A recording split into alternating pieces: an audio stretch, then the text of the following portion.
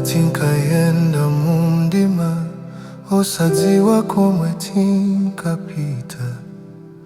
Lelo mwatipatsa uthenga wotiziwitsa komwe tupita. Mwatipatsa madzi ya moyo titimwe. Mwatipatsa mkate wa moyo titije. Mwatipatsa lamulo loti tilisunge. Mwatipatsa mzimu wotitsogolela.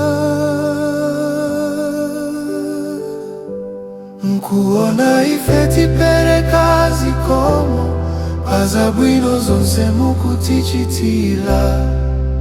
Potikondela zikomo Yesu. Potipatula ife zikomo Yesu.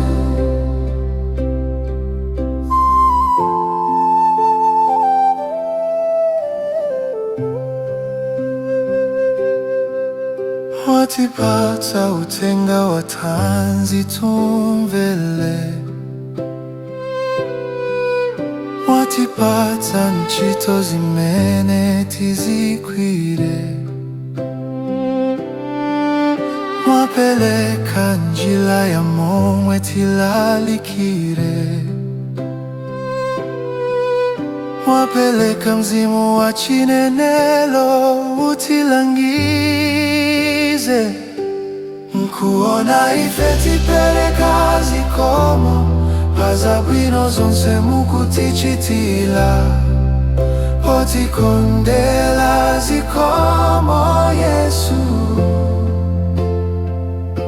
Potipatula ife zikomo Yesu. Nkuona ife tipereka zikomo pazabwino zonse mukutichitira. Potikondela zikomo Yesu. Potipatula ife zikomo Yesu. Kuona ife tipereka zikomo pazabwino zonse mukutichitira. Potikondela zikomo Yesu. Potipatula ife zikomo Yesu.